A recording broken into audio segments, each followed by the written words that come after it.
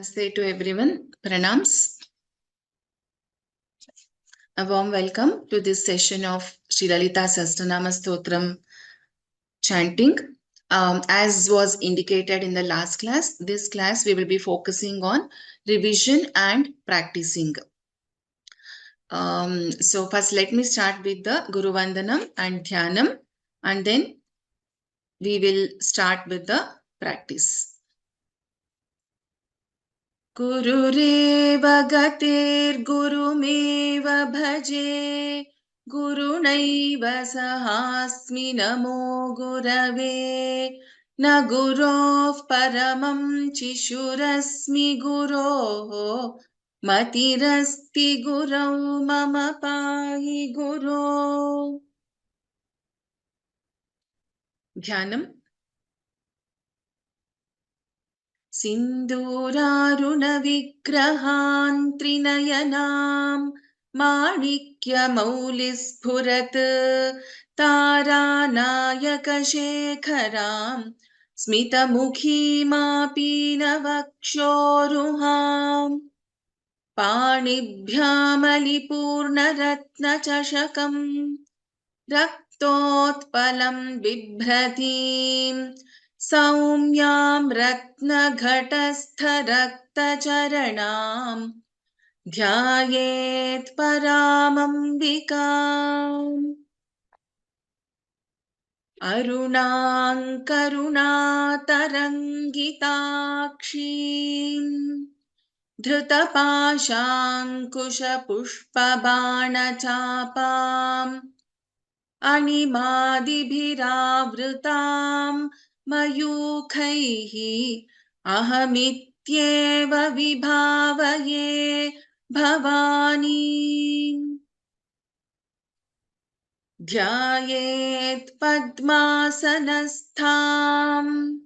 विकसितवदनां पद्मपत्रायताक्षीं हेमाभां पीतवस्त्रां करकलितलसद्धेमपद्माम्बराङ्गीं सर्वालङ्कारयुक्तां सततमभयदां भक्तनम्रां भवानीं श्रीविद्यां शान्तमूर्तिं सकलसुरनुतां सर्वसम्पत्प्रदात्रीम्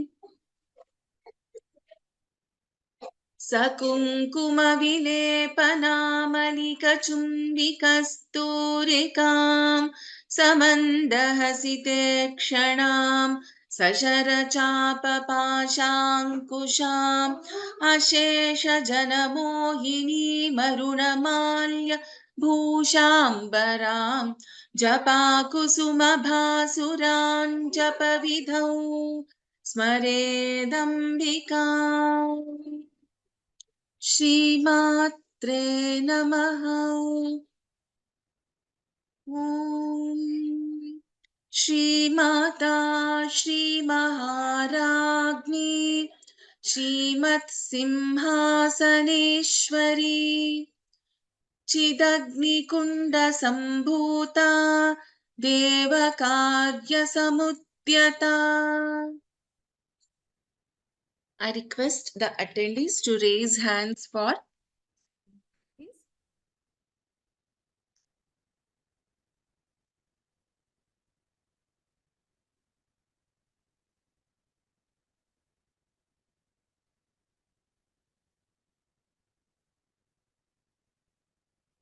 Let me call out the names.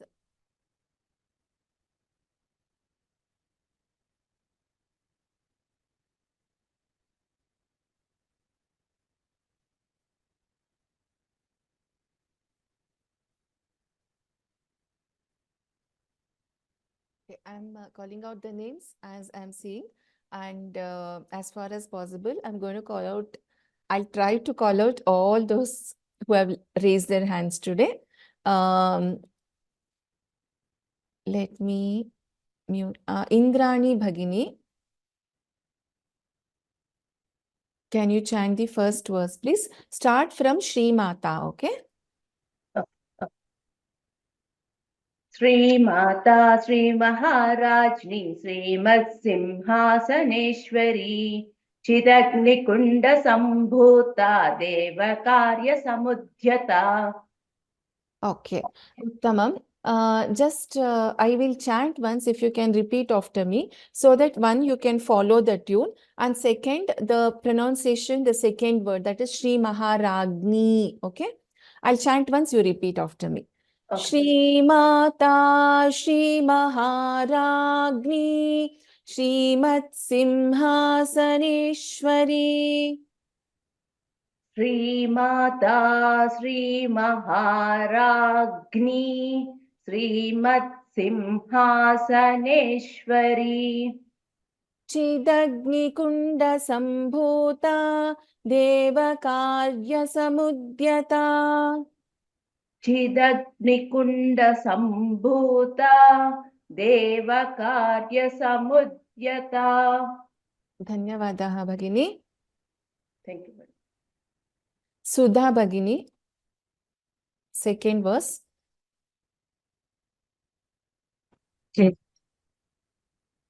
उद्यद्भानुसहस्राभा चतुर्बाहु समन्विता रागस्वरूपपाषाढ्या क्रोधाकाराङ्कुशोज्ज्वला. धन्यवादः.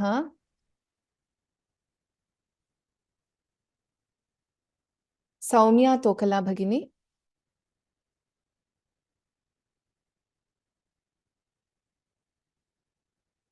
Soumya Bhagini, I've unmuted you. Okay, I'll move on to the next person. Jyoti Bhagini. Am I audible? Haan, Jyoti Bhagini, go ahead. Yes. Ram Ram Bhagini. Ram.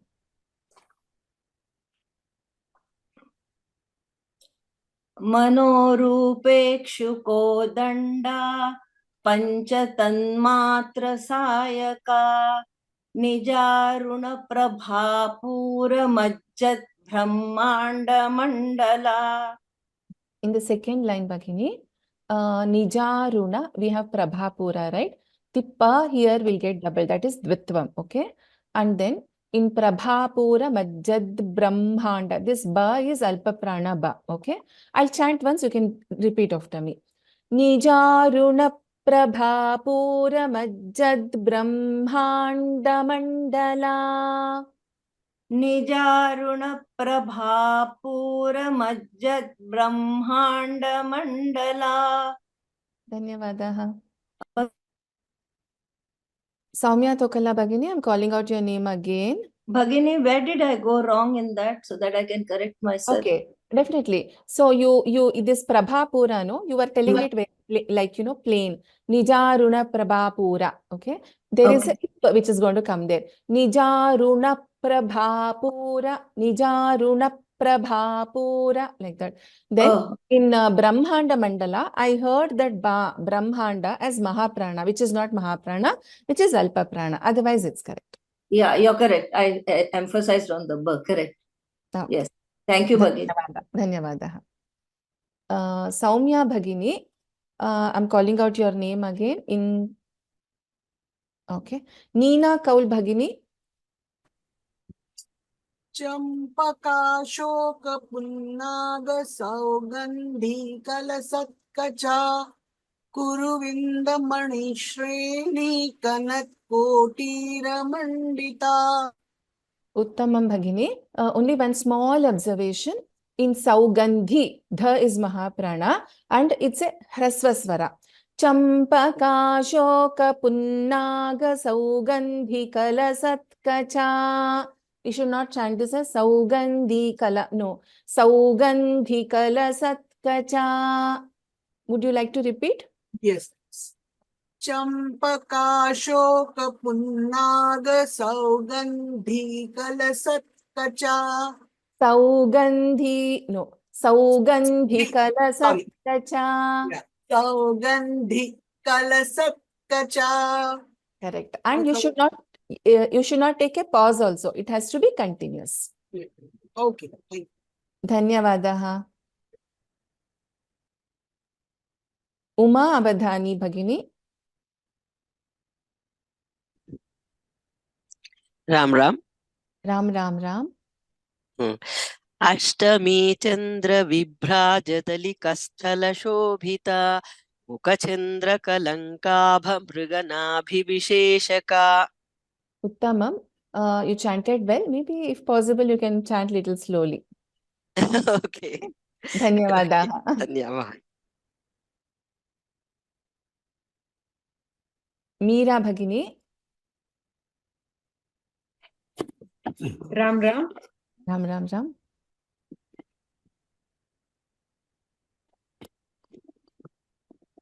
वदनस्मर 6th verse.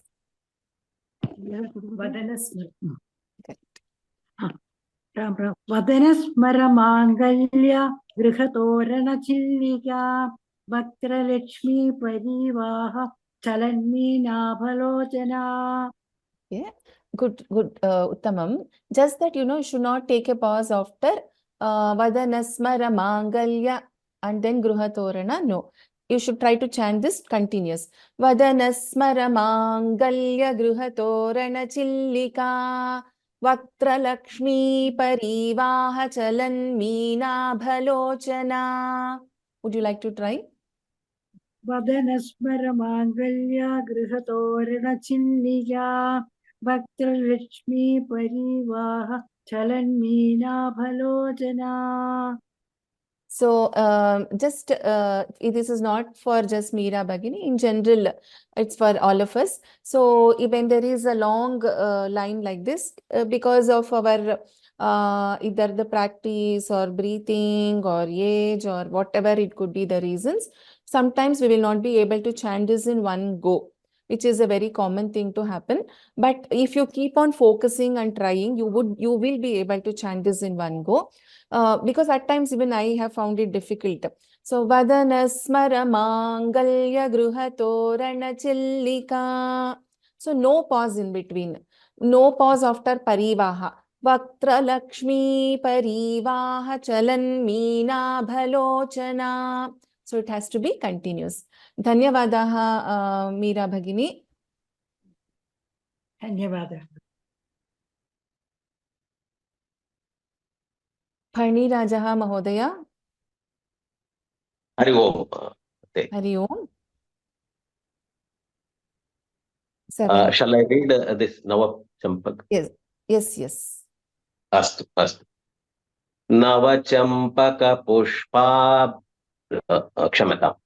Nava Champaka Pushpa Bhanasa Dandira Nasa Danda Virajita. Let me read again. Yeah, sure. Trimata. Nava Champaka Pushpabhanasa Danda Virajita Tara Kanti Tiraskari Nasa Bharana Bhasura. Uttamam. Second line, maybe you can, it can come little more easy flow. Tara Kanti Tiraskarina Sabharana Bhasura. Would you like to chant again? Tara Kanti Tiraskari Nira. Sorry, let me read again.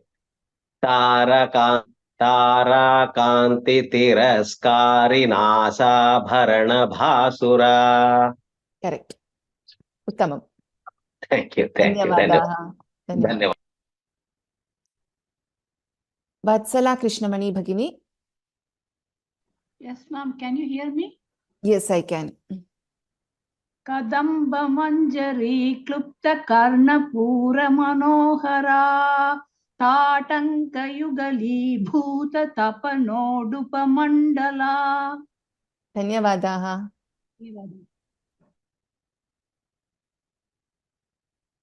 Saumini Bhagini. So before Saumini Bhagini starts, so sometimes sometimes, we may think that, okay, only when I chant, I realize my mistakes. It's not that way. So even when others are chanting, by observing, we might be doing the same mistakes, or we know what mistakes we might have to avoid and how we can chant well. So while others are chanting, don't get bored, or don't think that you haven't got a chance or you're not going to get. Please listen carefully. This is also one of the ways of learning together. Yes, with that, Kshamyatam for the interference. Yeah. Saumini Bhagini, please go ahead Hmm. with ninth verse. Ram. Actually, it is when we chant along with the in mute, it definitely it makes a long difference. It's very good for us. Yeah. Okay. पद्मरागशिलादर्श परिभाविकपोलभूः नवविद्रुमबिम्बश्रीनकारिरदनश्चदा Radanachada. रदनच्छदा Do you want to chant the second line? Yeah, sure. नवविद्रुमबिम्बश्रीनकारिरदनच्छदा. Dhanyavadaha, Saumini Bhagini. Thank you. KM Bindu, 10th verse. शुद्धविद्याङ्कुराकार द्विजपङ्क्तिद्वयोज्ज्वला कर्पूरवीटिकामोदसमाकर्षितिगन्धरा Uttamam, Dhanyavadaha.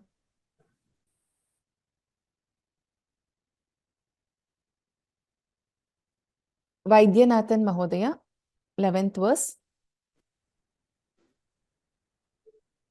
निज सल्लाभ माधुर्य विनिर्भत्सित कच्छपि मंदस्मित प्रभापूर मज्जत कामेश मानसा. Dhanyavadaha.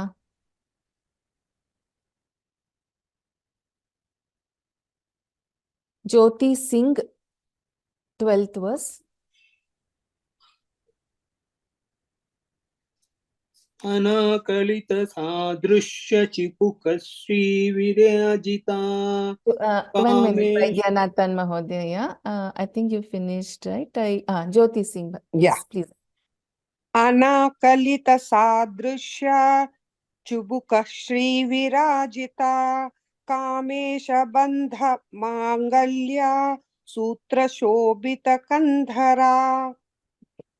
Bhagini, no pause after Drishya. Okay. Okay. And in the second line, it is Baddha. It's not Bandha. It's Baddha. It's Baddha. Okay. I will Yeah. chant once you repeat after me. Yes. Yeah. Yeah. Anakalita sadrishya chibuka shri virajita. अनाकलित सादृश्य चुबुक Shri विराजिता. Yeah, one minute. You're pronouncing it correctly. Only thing is, don't prolong this ya, okay? Anakalita sadrishya chibuka shri virajita. There is no dirgha after ya. There's no ya, it is ya. Try the first line. अनाकलित सादृश्य चुबुका Shri विराजिता. Chibuka shri virajita. चुबुक it is चुबुका Shri विराजिता. अनाकलित सादृश्य चुबुका Shri विराजिता. It is chibuka. Chibuka. Oh, it's it's written wrong. Okay, Chibuka. Okay. Chibuka Shri Virajita. Because I'm reading in Hindi, there's some mistake here. Okay. So the script is same. You can look at this also. Okay. Now I will chant the second line. Kamesha Baddha Mangalya Sutra Shobhita Kandhara. Kamesh बद्ध मांगल्य सूत्र शोभित कंधरा. Dhanyavadaha. Thank you. Venkatraman Mahodaya, 13th verse. कनकांगद Keyur कमनीय भुजान्विता रत्नगैवेय चिंताक लोला भुक्ता फलान्विता. Good try. Phalanvita. Second line I will chant once. You can repeat after me. Okay. Ratnagraiveya chinta kalola mukta phalanvita. Ratnagraiveya chinta kalola mukta phalanvita. Once again. Ratnagraiveya chinta kalola mukta phalanvita. Ratnagraiveya chinta kalola mukta phalanvita. So in Sanskritam, we don't pronounce this as fa. It is pha. Phalanvita. Mahaprana pha. Phalanvita. Phalanvita. Correct. Dhanyavadaha, Mahodaya.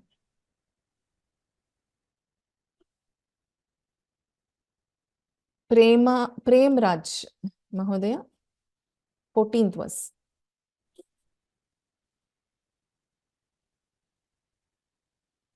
Prem Raj, Mahodaya. I'm not able to hear you. Okay, I'll move to the next person. Anuja Nagarajan. Bhagini, am I audible? Prem Raj. Is it Prem Raj, Mahodaya? No? Okay. Yes, Bhagini. Okay, you go ahead. I'll call Anuja next. 14th verse. Kameshwar प्रेम रत्न मणि प्रतिपनस्तने नाभ्यालवाल रोमाली लता पलगुजत्वयि. Tamam. Sometimes because of a regional language influence, we tend to pronounce some letters differently. I am hearing ka as g. I hope you're pronouncing it as ka only, Mahodaya. Which one, Bhagini? In the last part. Navyalawal romali lata palagujatvai. Okay. Lata phalakuchadvai. I heard it little differently. Kujatvai. Dhanyavadaha. Anuja, I have unmuted you again. Can you chant the same verse again? Anuja.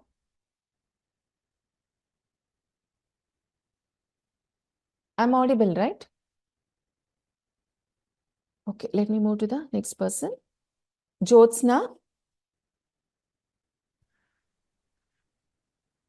Yeah, can you hear me? Yes. Laksharomalata dharata samunmeya madhyama stana bharadalan madhya patta bandhavalitraya. Dhanyavadaha. Thank you.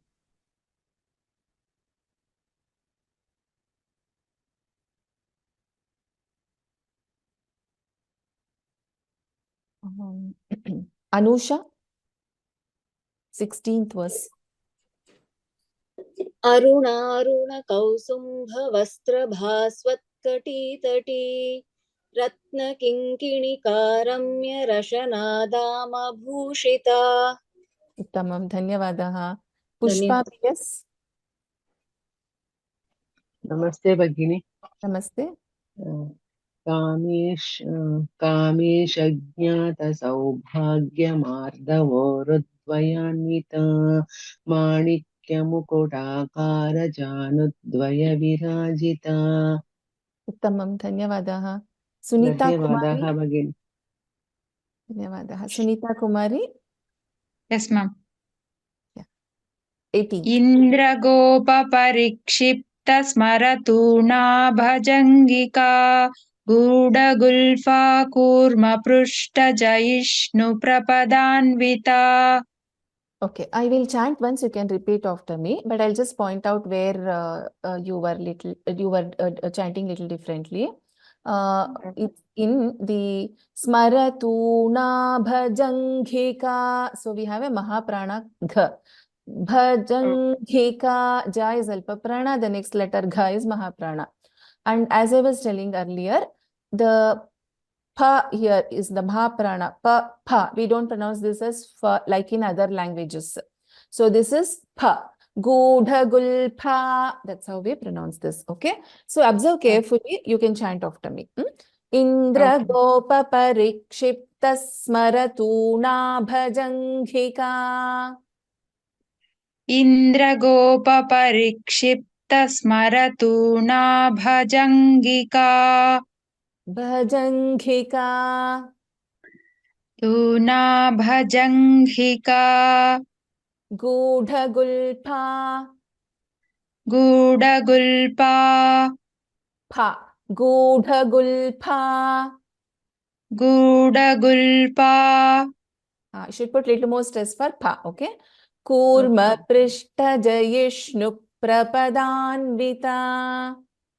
कूर्मपृष्ठजयिष्णुप्रपदान्विता So after this jayishnu, there is a dvitvam, okay? So there is a pa doubling. Kurma prishta jayishnu prapadanvita. कूर्मपृष्ठजयिष्णुप्रपदान्विता धन्यवादाः. धन्यवादाः ma'am. मयूरजयम्.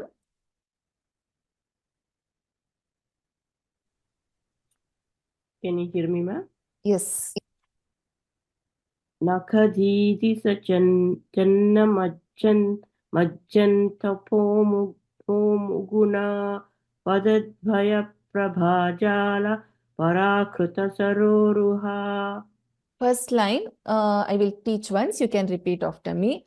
Nakhadidhiti sanchanna namajjanatamo guna. Nakhadidi sachanna manjata.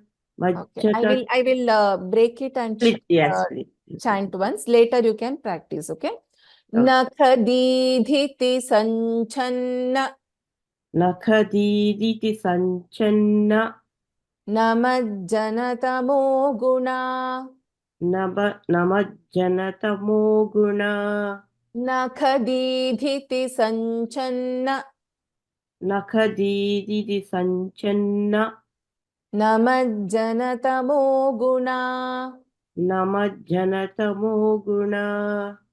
Padadvaya prabhajala parakrita saroruha. Padadvaya prajajala parakruta saroruha. Once again, second line. Padadvaya prabhajala parakruta saroruha. So what you need to practice is chanting it together, chanting the first line together and again chanting the second line together without taking a pause. Okay? Okay, thank you. Dhanyavadaha. Sumati H, 20th verse. Hari Om. Hari Om. सिञ्चानमणि मञ्जीर मण्डित श्रीपदाम्बुजा मराली मन्दगमना महालावण्यशेवदिः महालावण्यशेवधिः महालावण्यशेवदिः. So little more stress for dha, okay? And no pause after lavanya. Okay, thank you. Hari Om. Hari Om, dhanyavadaha bhagini.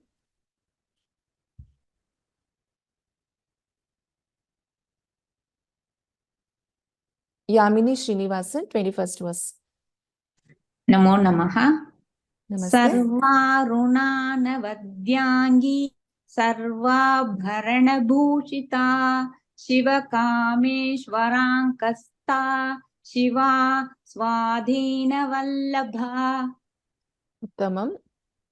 Dhanyavadaha. Dhanyavadaha. Tungabhadra M, 22nd verse. Ram Ram ji. Ram Ram Ram. Sumeru Madhya Shringastha Shriman Nagaranayika Chintamani Grihantastha Chintamani Grihantastha Pancha Brahmasanasthita. Okay. Pancha Brahmasanasthita. Yeah. Uttama Prayatnam. I will chant once, you can repeat after me. Sure, sure. Sumeru Madhya Shringastha Sumeru मध्य शृंगस्था Srimannagaranaayika श्रीमन्नगर नायिका Chintamani Gruhantastha Chintamani ग्रहांतस्था Panchabrahmasanasthita. पंच ब्रह्मासनस्थिता. Okay, listen carefully now. After this pancha, ba is there. Okay, that ba is getting vitvam. That means little bit of ib sound you can hear. Pancha brahmasanasthita.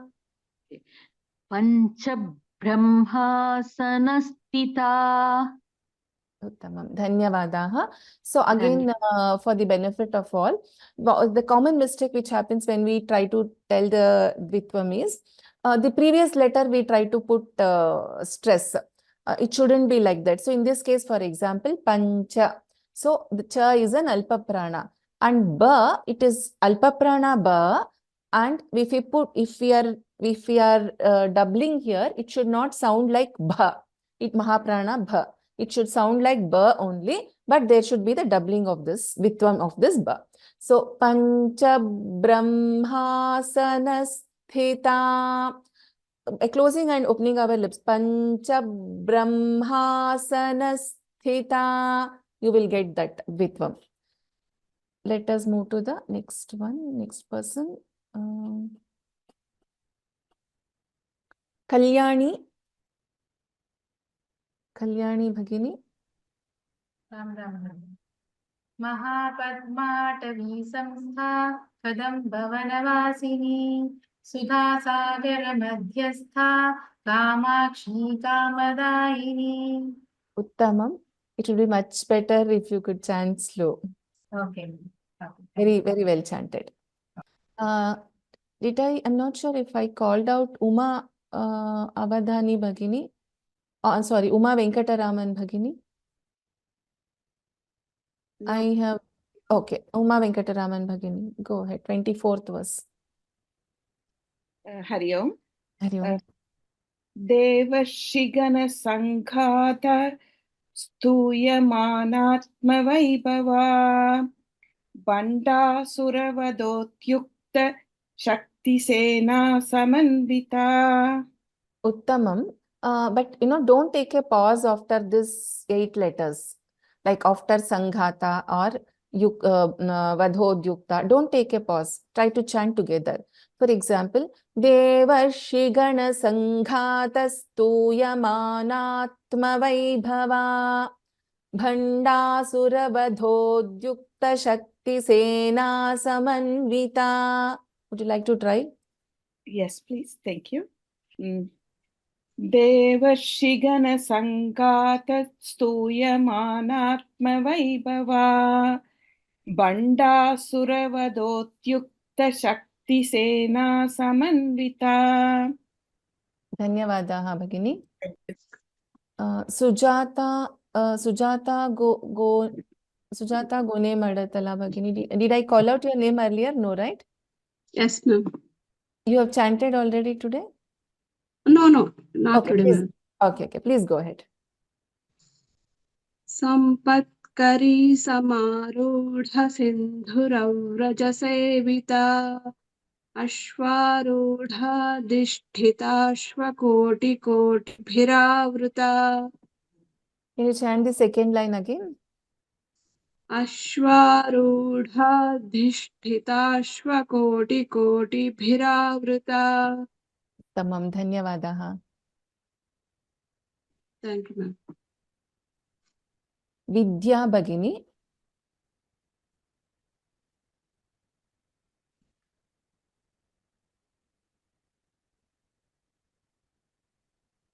Vidya Bhagini, I have unmuted you. Namaste. Namaste. Am I audible? Yes. Chakra Raja Ratarudha Sarva Yuddha परिष्कृता गेयचक्ररथारूढमन्त्रिणी परिसेविता. I will chant once. You can repeat after me.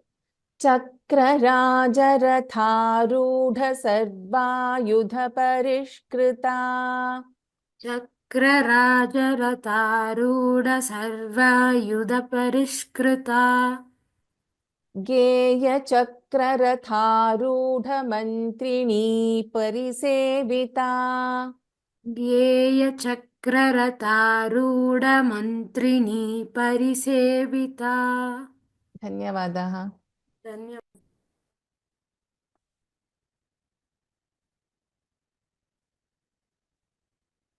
क्षम्यताम्.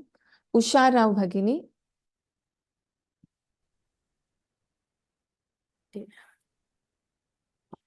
Sorry, you chanted 27th verse, please. Yeah. Namaste.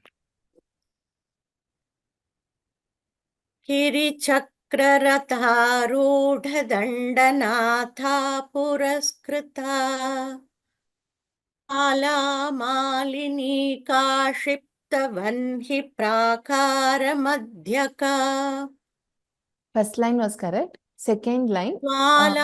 Malini काक्षिप्तवह्नि प्राकारमध्यगा. Okay. So Jwala Malini, Li is also in La here. Li, Hasva E is there. Even Malini, Hrasva E. There is no Dirgha. Okay. And this is Chipta and one He. And then we have Pra, right? One He Prakara Madhyaga. I'll chant once, okay? Jwala Malini Kakshipta Banhi Prakara Madhyaga. Jwala Makshiptavanhi Prakaramadhyaga. Uttamam. So maybe if you take at a little lower pitch, it might be much easier for you to repeat easily. Okay, thanks for that. Thank you. Dhanyavadaha. Balwant Surti Mahodaya, 28th verse. Namaste. Namaste. Bhanda Sainya Vadodyukta Shakti Vikramaharshita Nitya Parakrama Nirikshana Samutsuka. Uttama Prayatnam. So in the first line, Shakti Vikrama, Shakti or Shakti is not there. Immediately after Shakti, you need to pick V. Shakti Vikramaharshita. Okay. And in the second line, Nitya Parakrama Nirikshana Samutsuka. Nirikshana Samutsuka. Okay, that part. Nirikshana. Okay. Re is longer. Yeah. Nirikshana. Correct. Okay. Do you want to try? I can try that. Okay. Nitya Parakrama Nirikshana Samutsuka. Yeah, now that was correct. No pause after Parakrama Topa. No pause. Okay. And you can prolong the tree little more also. Nitya Parakrama Topa Nirikshana. Nirikshana. Okay. Okay. Thank you. Thank you, madam. Mahodaya.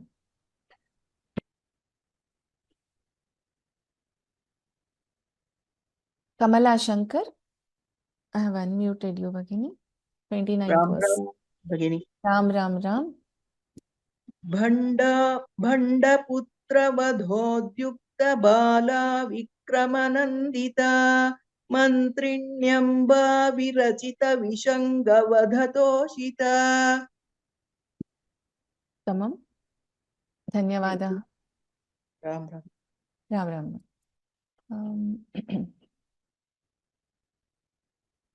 Sudha Dubai, 30th verse. Vishukra Pranaharana Varahi Viryanandita Kameshwara Mukhaloka Kalpita Shri Ganeshwara. Dhanyavadaha. Thank you. Vijaya Sundaram, 31st verse. आं महोदय महागणेश निर्भिन्न विक्रयन्त्र प्रहर्षितः प्रहर्षिता पंडासुरेन्द्र निर्मुक्त शस्त्र प्रत्यस्त्रवर्षिणी Uttamam, but try not to take a pause after bhinna and try not to take a pause after mukta in the second line. It has to come continuously. Mahaganesha nirbhinna vighna yantra praharshita. Mahaganesh निर्भिन्न विघ्न यंत्र प्रहर्षिता Bhandasurendra nirmukta shastra pratyastravarshini. पंडासुरेन्द्र निर्मुक्त शस्त्र प्रत्यस्त्रवर्षिणी Dhanyavadaha Mahodaya. Sridevi Bhagini, have unmuted you. 32nd verse.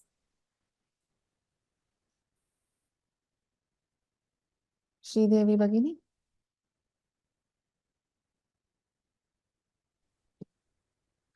Am I audible? Yes, you are. कराङ्गुलिनकोत्पन्न Narayana दशाकृतिः महापाशुपतास्त्राग्निर्दग्धासुरसैनिका Uttamam, Dhanyavadaha.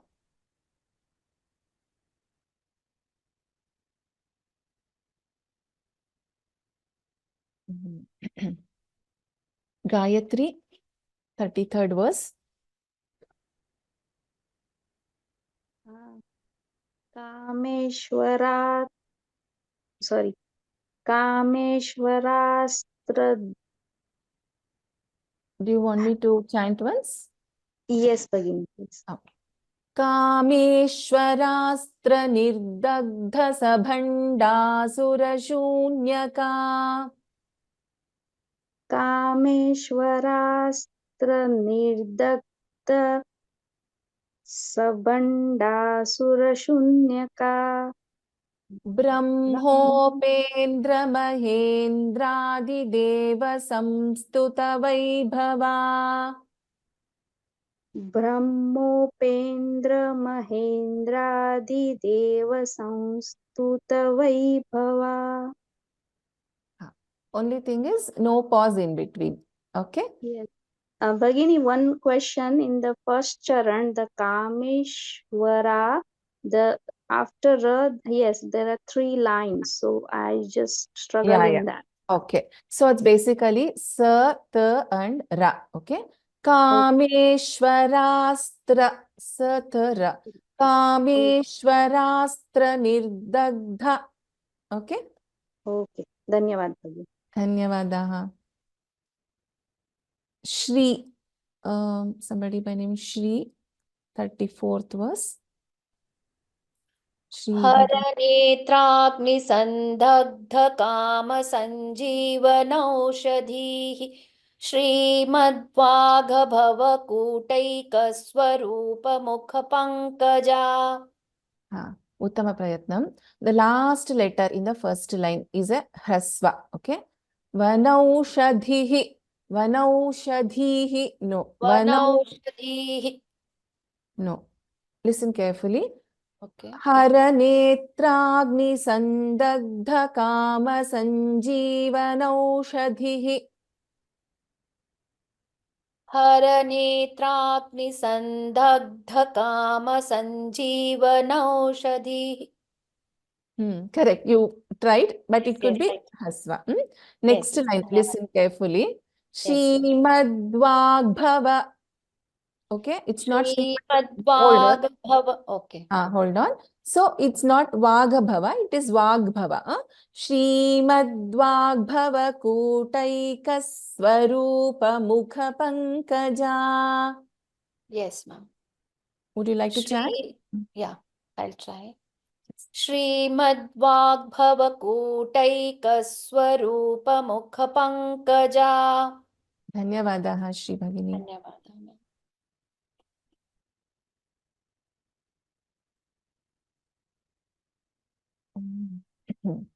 Indira CV, 35th verse.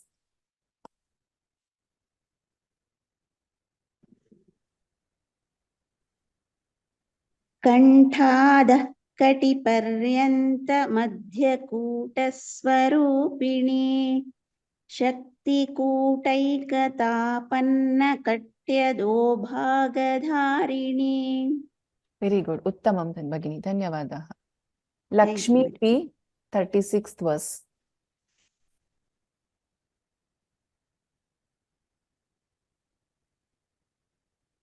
Lakshmi Bhagini, I've unmuted you.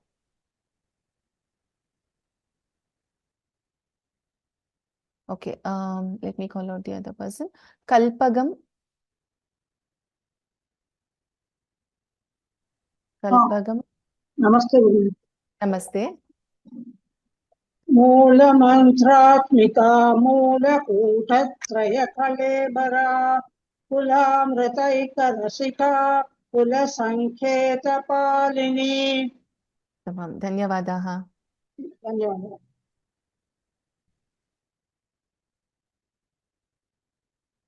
M. Kavita, 37th verse. कुलाङ्गना कुलान्तस्था कौलिनी कुलयोगिनी Akula समयान्तस्था समयाचार तत्परा. Uttamam. Just in this first part where kulantastha, dirgha can be little more dirgha. Kulangana kulantastha kaulini kulayogini. Similarly, samayantastha. Little Okay, more ma'am. dirgha you can give. Okay. Kulangana kulantastha kaulini kulayogini aku समयान्तस्था समयाचार तत्परा. Tamam. Dhanyavadaha. Thank you. Van Subhaya Mahodaya, 38th verse. मूलाधारैकनिलया ब्रह्मग्रन्थिविभेदिनी मणिपुरान्तरुदिता विष्णुग्रन्थिविभेदिनी. Shall I chant once and would you repeat after me? Yeah, sure. Mooladharaika मूलाधारैकनिलया Brahma Granthi Vibhedini ब्रह्मग्रन्थिविभेदिनी Manipurantarudita मणिपुरान्तरुदिता Vishnu Granthi Vibhedini. विष्णुग्रन्थिविभेदिनी. Tamam. Tha Mahaprana. Okay. Yeah, sure. Thank you. Dhanyavadaha.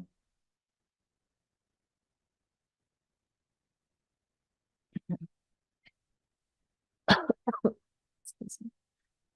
Geeta Kiran, 39th verse. Ram Ram Ram. Ram Ram Ram. आज्ञाचक्रान्तरालस्था रुद्रग्रन्थिविभेदिनी सहस्राराम्बुजारूढा सुधासाराभिवर्षिणी. Tamam. Dhanyavadaha. Thank you. Niranjana Venkat, 40th verse. Yeah. Yes, bhai. तटिल्लता समरुचिः षट्चक्रोपरि संस्थिता महाशक्तिः kundalini विसतन्तु तनीयसी. Uttamam. Samsthita, tha is a Mahaprana. Mahasaktihi, in Mahasakti, this tha should be an Alpa Prana. Like I was pointing earlier, it's not with only with you, Bhagini. It's one of the common mistakes all of us do. So in the process of telling a Visarga, half Visarga after Sakti, we tend to put little more effort on ta, which is not correct. Mahasakti Kundalini. Okay? Yeah, yes. That's it. Yeah. धन्यवादः भगिनी. धन्यवादः. Anju Agrawal, 41st verse. Yeah. Bhavani bhavana gamya bhavaranyakutharika bhadra priya bhadra murtir bhakta saubhagyadayini. Tamam, dhanyavadaha. I have a question. May I ask that? Yes. This Agna Chakra, that word which is read Gya in Hindi, the sound is Gna or Jnya? It's Gnya, Agnya. It's not Agya. It is Agnya Chakra. It's like in Jnanam, the way Jnanam. Agnya Chakrantaralastha Agnya. Yeah, but somebody, like normally they say Ga is no sound, it's Jnya. Is it Jnya or No, we don't chant this as Jnya. It is Gnya. Agnya. It's Okay. not Ja. Okay, thank you so So much. maybe I'll see if in some class I can show you the split, how that letter is formed. Okay? Thank you so much. Yeah. Dhanyavadaha. Meghalata, 42nd verse. भक्ति प्रिया भक्ति गम्या भक्ति वश्या भयापहा शाम्भवी शारदाराध्या Sharvani शर्मदायिनी. Tamam, dhanyavadaha. Only small observation. This Sharada Radhya, yeah, can be a dirgha little more longer. Okay? Dhanyavadaha. शारदाराध्या. Yes. Okay, ma'am. Thank you. Dhanyavadaha. Ashish Mahodaya, 43rd verse. Shankari श्रीकरी साध्वी Sharatchandra निभानना शातोदरी शांतिमती निराधारा Niranjana. Uttamam. In the first line, Sadhvi, dha is a Mahaprana. You chanted dha very well in other place, but in this, there was a little bit of less stress. Sadhvi, okay? And in this one, Sharat Chandra. So here we have cha and cha. Sharat Chandra. Sharat Chandra Nibhanana. Okay? This first line, can you chant again? Sure. Shankari श्रीकरी साध्वी Sharachchandra निभानना. Dhanyavadaha, Mahoday. Thank you. Madhubala Bhagini. Ma'am, namaste, ma'am. Namaste. 44th verse. 43 na, ma'am. 44. 43. 40. Sorry, 40. One second. I think which one where did we stop? Just a minute. 41? No. 1 second. 44, ma'am. Yeah, 1 second. 1 second. Yes. Okay, no problem. Yeah, 44th verse. Nirlepa nirmala nitya nirakara nirakula nirguna nishkala kshanta nishkama nirupaplava. I will Dhanyavadaha. read second line once again, ma'am. Okay. Nirguna nishkala shanta nishkama nirupaplava. Dhanyavadaha. Thank you, ma'am. Sarita Yalavarthi, 45th verse.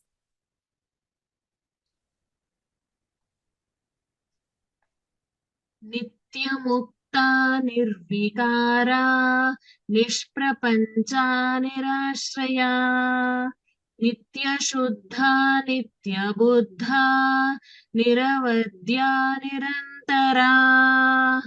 Okay. Uttamam. But the dirgha which you prolonged in the end, like nirashraya, that was little longer. So we can make it little more shorter. How much ever you're pronouncing for I, only that much. Okay? Nitya mukta nirvikara nishprapancha nirashraya. That's all. Nirashraya, not required. similar way. The only way to measure it is in other places you chanted well. It was proper. Only for the last letters you were taking it little longer. So if you observe it, you will know. Nitya Shuddha, Nitya Buddha, Niravadya, Nirantara. Okay? Okay. Dhanyavad. Dhanyavadaha. Otherwise, well chanted, Bhagini. Aditi? Aditi Bhagini, are you there? Yes, ma'am. Can you hear me? Yes. Nishkarana Nishkalanka Nirupadhirnirishvara Niraga Raga Mathani Nirmada Madanashini. Uttamam Bhagini, if you chant slow, it will be much nicer. Would you like to try? Oh, sorry. Yeah. Kshamyatam. Yeah. Nishkarana Nishkalanka Nirupadhirnirishvara Niraga Raga Mathani Nirmada Madana. Okay. Niraga Raga Mathani. Niraga Raga Mathani Nirmada Madanashini. Nirmada Madanashini. Dhanyavadaha. I think maybe one more person for the day and then we can stop.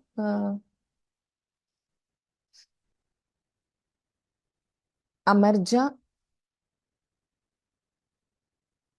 47th was. Amarja, are you there? Can you hear me? Yes. Ram Bhagini. Ram. Nischinta nirahankara nirmoha mohanashini nirmama mamatahantri nishpapa papanashini.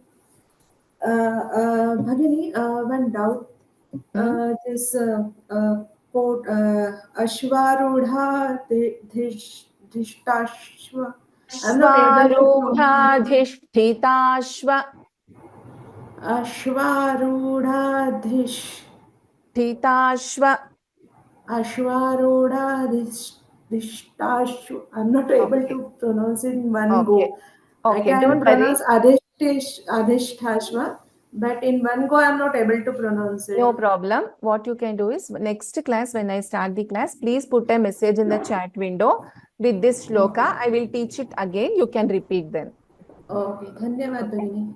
Uttamam. So if we can just extend the class for a few more minutes, we can do till 50 and stop.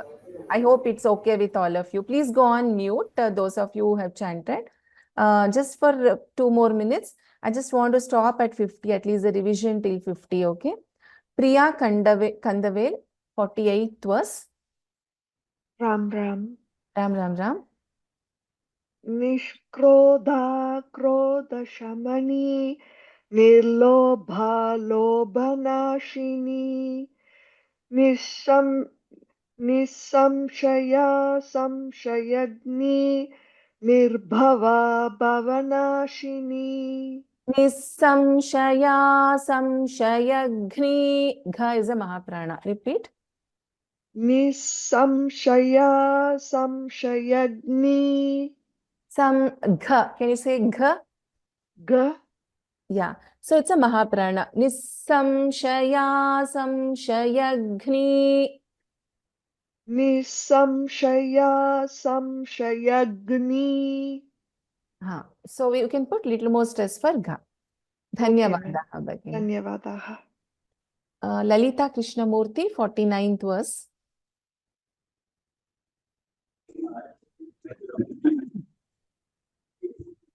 धन्यवाद. निर्विकल्पा निराबाधा निर्भेदा भेदनाशिनी निर्नाशा मृत्युमदनी निष्क्रिया निष्परिग्रहा. Dhanyavadaha Bhagini. Gauri Ravi, 50th verse. निस्तुला नीलचिकुरा निरपाया निरत्यया दुर्लभा दुर्गमा Durga दुःखहन्त्री सुखप्रदा. Uttamam, Dhanyavadaha. I still have many people who have raised hands whom I have not been able to, at least another 10 people, I guess. So I am okay to extend and do, but I'm not sure if all of you are okay with it. So next class, I request all those of you who have chanted to not raise hands for initial 15 minutes. And those who have not got an opportunity today, if you can just put your names in the chat window, I will note down so that next class I can call out your name. I can see some names, but I cannot note down all that. So if you can just put your names in the chat window, I'll take note and then I can call your names in the next class. So those of you who have not got an opportunity, please put a message to me in the chat.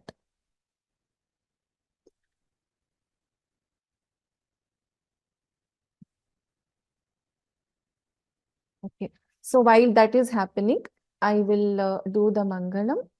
Sarva Mangala Mangalye Shive Sarvartha Sadhike Sharanye Triambake Devi Narayani Namostute. So I'll just note down the names. Please wait till that time. How much?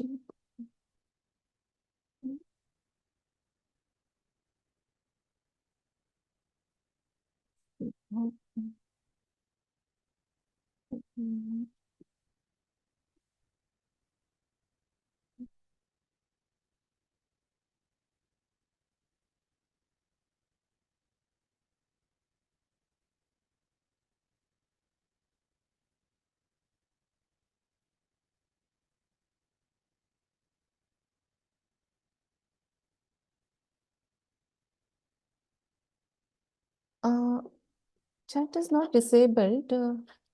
You can just put it as a question also. It's okay if I can look at it as a question. So, Nishan.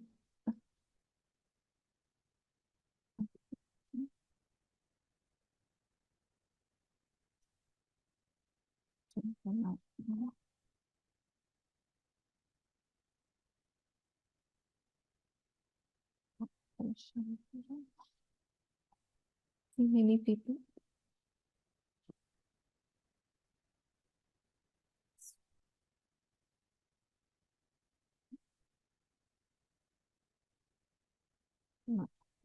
I have noted all. Thank you so much for the patience.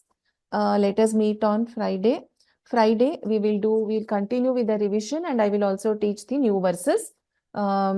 Thank you for waiting patiently while the class got extended.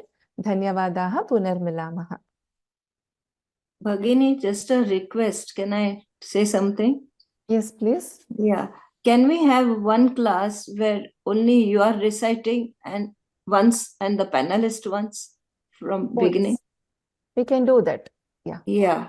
That will sort of concrete the slokas in the mind, So absolutely, we can do that. So we will need at least 2 classes for that. I will plan for it. Yeah. Thank you so much. I'm very grateful. Thank you, Bhagini. Dhanyavada. Yeah. And Meenakshi's audio sounds to give always a rebound. Okay, I have told her actually the last class, I think, was it like that earlier also? Yeah, all the way through, there is as if there's an echo and a break in the mostly more than 50% of the time it's echoing. Okay.